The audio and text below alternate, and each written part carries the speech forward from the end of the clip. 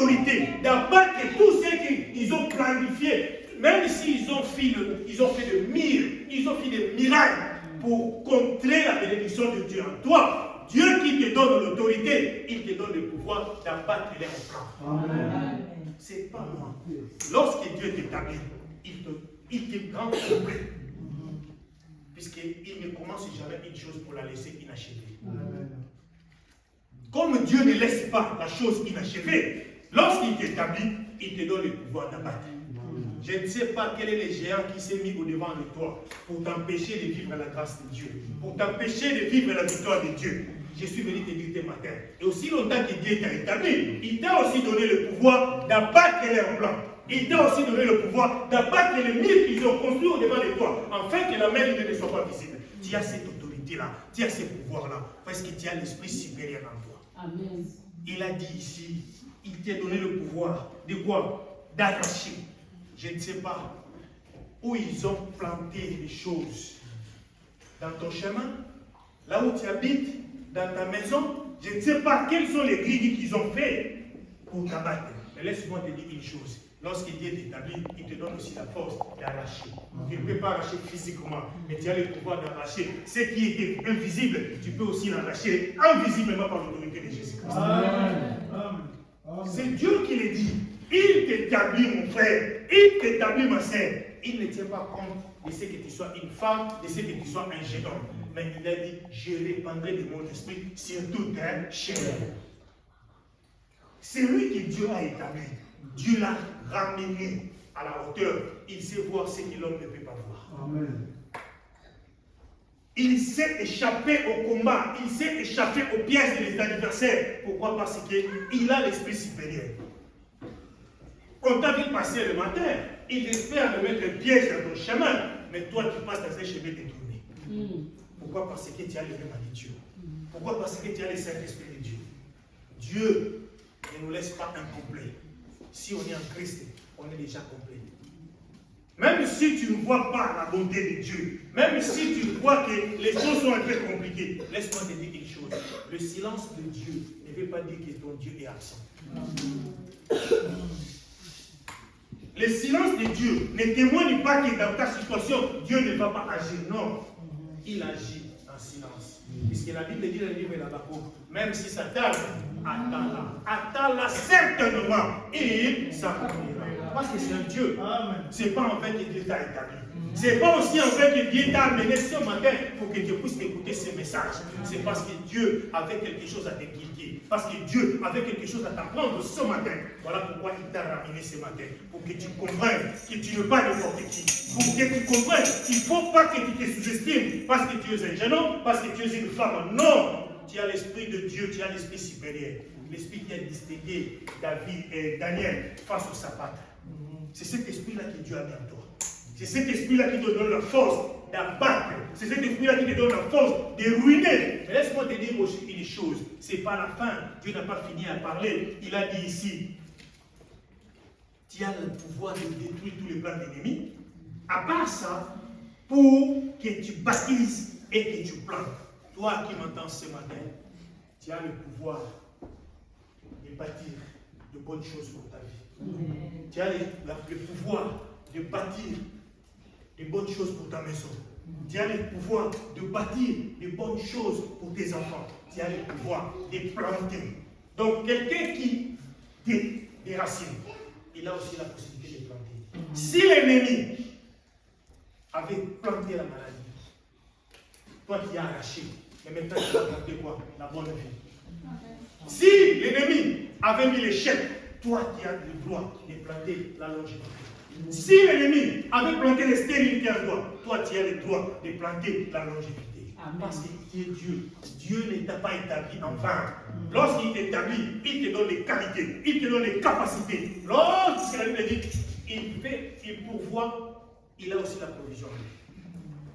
Mais ce Dieu-là, il est multiple capacités. Pourquoi tu te sous-estimes?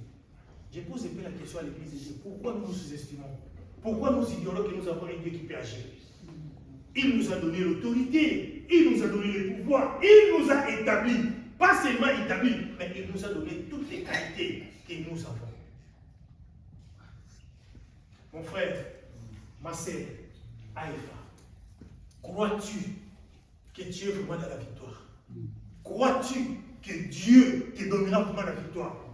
Laisse-moi te dire une chose. J'ai énuméré en vous ici les caractéristiques qui font de toi un victorieux. Donc tu n'es pas n'importe qui. Si hier tu sous-estimais ce que tu es, aujourd'hui par cette parole, je suis venu te dire que l'intelligence de Dieu est révélée en toi. Puisque Osée dit, mon peuple périt par ce qui lui manque, la connaissance. La connaissance qui te manquait pour que tu sois défait. Aujourd'hui, tu as reçu la connaissance de Dieu à travers cette parole. Donc, lorsque tu reçois la connaissance de Dieu, tu dois savoir une chose que tu ne peux pas faire.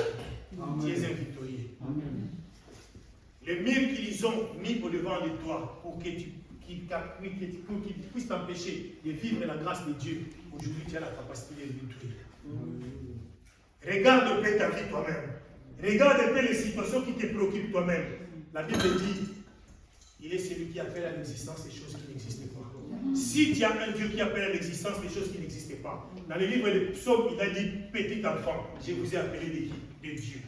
Donc, tu n'es pas n'importe qui, tu es un Dieu miniature. Un Dieu miniature, si le Dieu créateur peut créer, donc toi qui es un Dieu miniature, tu peux faire quoi? Tu peux créer. Donc, chacun de nous peut créer sa vie telle qu'il le fait. La Bible dit, la vie et la mort sont au pouvoir de la langue. Quiconque la confessera mangera des fruits. Si tu veux que l'année 2022, qui bientôt va être à terme, soit une année de victoire, crée ta victoire toi-même. Appelle ta victoire toi-même. Dans tous les domaines que tu veux, dans toutes les situations que tu veux, toi, tu as la capacité de le déclarer de ta bouche. Tu as cette faculté-là. Puisque avant, tu manquais la connaissance. Mais aujourd'hui, tu as reçu la connaissance de la part du Seigneur. Tout don parfait, toute grâce excellente vient d'après.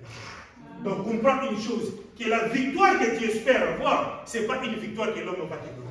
C'est la victoire que Dieu t'a déjà réservée depuis le temps ancien. Puisque ce n'est pas l'homme qui va te l'accorder, c'est Dieu qui va te l'accorder. Toi-même, tu as la capacité d'appeler cette victoire pour qu'elle se concrétise dans ta vie. Amen.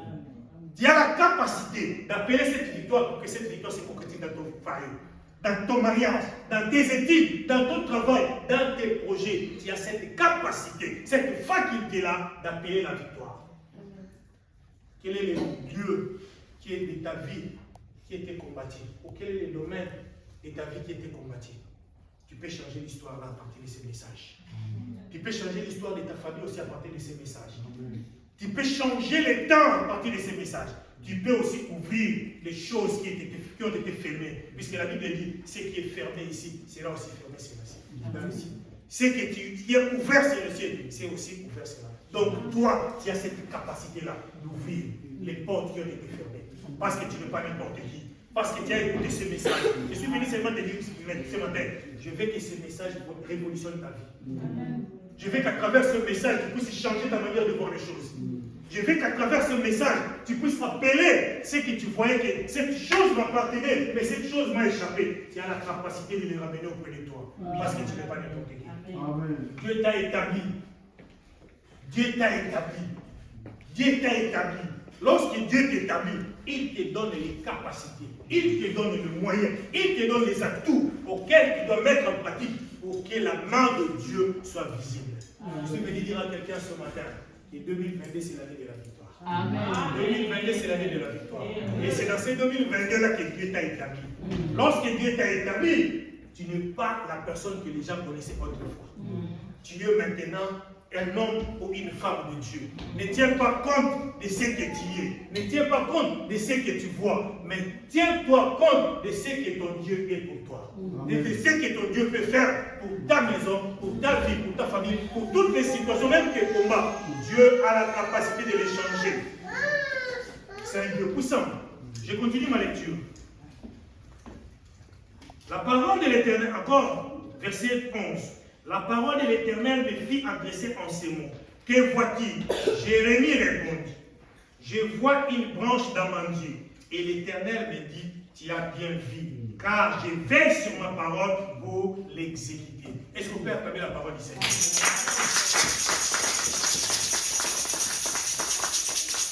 Dieu lui pose la question, qu'est-ce que tu as vu? C'est un jeune homme. Il a dit, j'ai vu l'amandier. savez, pendant que je faisais les recherches bibliques pour comprendre c'est quoi l'amendie, ça me réfère à une chose. Donc les promesses de Dieu en toi, Dieu veille sur ça. Amen. Alléluia. Amen. Les promesses que Dieu a faites pour toi, Dieu fait quoi? Il veille sur ça. Donc si Dieu a dit qu'il a gagné la victoire, c'est Dieu-là, il est en train de veiller sur ta victoire. Mais toi, tu étais ignorant. Voilà pourquoi tu étais désespérant. Voilà pourquoi tu ne croyais pas que cette année, la victoire était à toi. Non, laisse-moi te dire une chose. Jérémie a bien vu. Toi aussi, tu as la capacité de bien voir. Amen. Pas des nez physiques, mais des nez spirituels. Amen. Vois ton mariage. Vois ton élévation. Vois ta victoire. Jérémie a bien vu la mendier. Dieu lui a dit que tu as bien vu. Moi aussi, je suis venu te dire. Tu as bien vu que cette année, c'est l'année de la victoire. Tu as bien vu que cette année, l'année de ton mariage. Tu as bien vu que cette année, l'année de ton diplôme. Tu as bien vu que cette année, l'année de ta délivrance. Tu as bien vu que cette année, l'année de ta victoire et ta guérison. Parce que tu as bien vu. Ne vois pas comme les hommes voient. Ne vois pas de manière physique. Vois de manière spirituelle. Jérémie a bien vu. Dieu a dit, tu as bien vu. Or, Dieu, lorsqu'il promet quelque chose, il finit par l'accomplir. Qu'est-ce que Dieu nous a promis durant cette année 2020? Qu'est-ce que Dieu t'a promis durant cette année 2020? Si Dieu, depuis le début de l'année, tu croyais au mariage, reçois le mariage au nom de Jésus. Amen. Si tu croyais à l'élévation, reçois l'élévation au nom de Jésus. Parce que tu as bien vu. Tu n'as pas vu comme l'homme a vu, mais tu as vu comme Dieu a dit. Ce n'est pas parce que je vois comme l'homme a dit, non, je vois ce que Dieu a promis. Jérémie a bien vu. J'aimerais aussi dire à quelqu'un ce matin, il faut bien voir. Ne vois pas de manière superficielle, il faut voir en profondeur. Qu'est-ce que Dieu est pour toi? Qu'est-ce que Dieu peut faire pour toi? Qu'est-ce que Dieu peut faire pour ta maison? Qu'est-ce que Dieu peut faire pour ta famille? Qu'est-ce que Dieu peut faire pour cette église? C'est ça ce que nous devons voir. L'amendier, il a dit, Dieu lui a dit, tu as bien vu. Je continue ma lecture. La parole de l'Éternel me fit adresser une seconde fois en ces mots. Que vois-tu? J'ai répondu, je vois une chaudière bouillante du côté de Septrion. Et l'Éternel me dit, c'est du Septrion que la calamité se répandra sur tous les habitants du pays. Laisse-moi te dire une chose. Tous ceux qui en veulent à ta vie, tous ceux qui en veulent à tes projets, tous ceux qui en veulent à ta victoire, ils verront le chaudière de Dieu. Dieu va les consumer. Dieu va les consumer. Tous ceux qui en veulent à ta victoire, tous ceux qui en veulent à tes situations, à ta santé, Dieu va les consumer. Ils vivront la calamité. Ils se triomphe. Là où se trouvent tes adversaires, là où ils se réunissent, là où ils préparent le complot pour te tuer. Laisse-moi te dire une chose. Ils viendront à un seul chemin, mais ils seront dispersés à 5 chemins. Et le glaive de feu de Dieu va les consumer. Tous ceux qui en veulent à ta vie, c'est les Septrions qui Dieu va les consumer. Ils vivront la calamité. Ils pensaient que toi tu vas souffrir, mais eux-mêmes, leurs enfants ne vont pas évoluer. Eux-mêmes, leurs foyers seront en désordre. Eux-mêmes, ils seront dans les échecs. Pourquoi? Parce que toi tu es celui que Dieu a établi. Amen. Pourquoi? Parce que toi, tu es celui que Dieu a promis la victoire.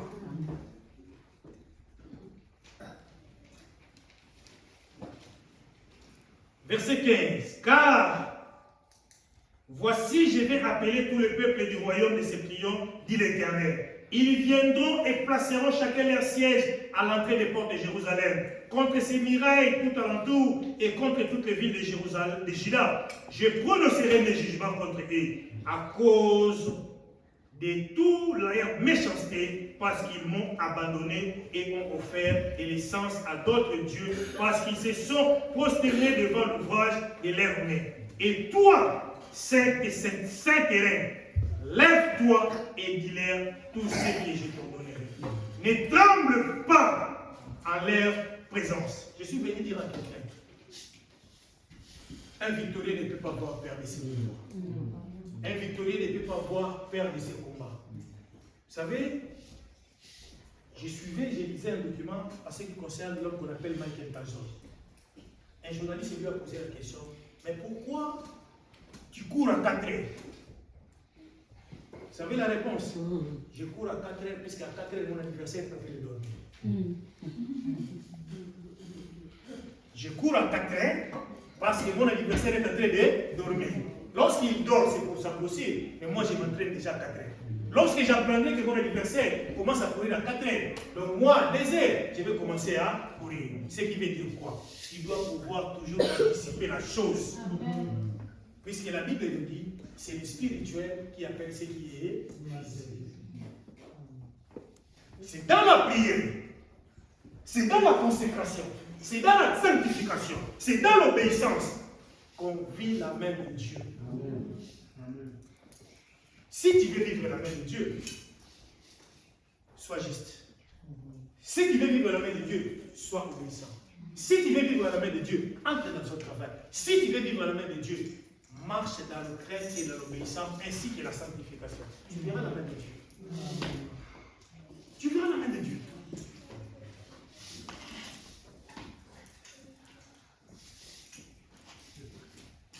Tout victorieux ne peut pas trembler face aux adversaires. Alléluia. Moi j'ai peur, j'ai tué quel enfant. Moi j'ai peur, je ne peux pas parler de la part du Seigneur. J'ai tué qu'une fille. Qui t'a dit que les femmes n'ont pas les droits? Lorsque le livre de Joël parle ici, j'ai répandu de mon esprit. Est-ce qu'on a dit seulement que j'ai répandu de mon esprit aux hommes? Non. On a dit seulement que j'ai répandu de mon esprit aux femmes? Non. Je répandrai de mon esprit sur toute chair. Dis à le Saint-Esprit à nous. Il ne faut jamais avoir peur. Les situations compliquées doivent être là. Mais toi, tourne ton regard à l'Éternel. C'est à lui qui vient la victoire. C'est à lui qui vient la délivrance. C'est à lui qui vient la guérison. Voilà pourquoi tu ne peux jamais avoir peur. Laisse-moi vous dire, si vous regardez les choses comme ça, David, face à Goliath, si David avait regardé Goliath de manière physique, David allait avoir peur. Mais David avait compris une chose. Je ne regardais pas Goliath de manière physique. Parce que lui, c'est quelqu'un qui se circoncis. Moi, j'ai un Dieu. Donc, je regarderai à mon Dieu qui m'a envoyé dans ces combats. Et lui qui me donnera la victoire. Je suis venu dire à quelqu'un, laisse tes combats être là. Si tu regardes les combats, tu vas te limiter. Si tu regardes tes poches, même tes comptes à banque, tu vas dire que mon Dieu n'agit pas. Regarde l'Éternel et les armées. La solution, on le sait où Dieu est. Mais Dieu a toujours une solution pour toi.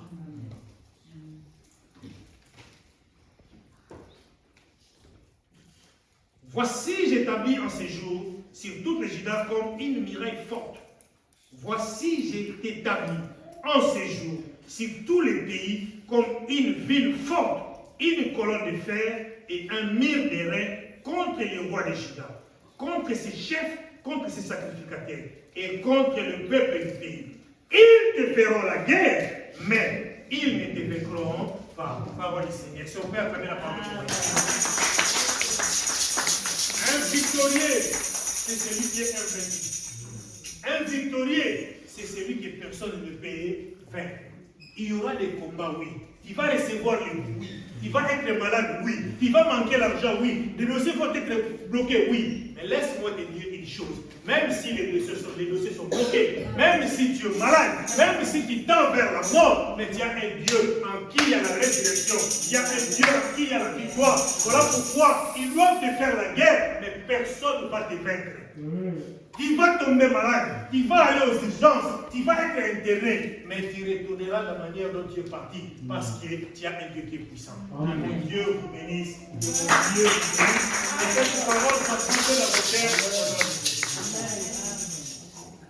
Si on peut se mettre debout.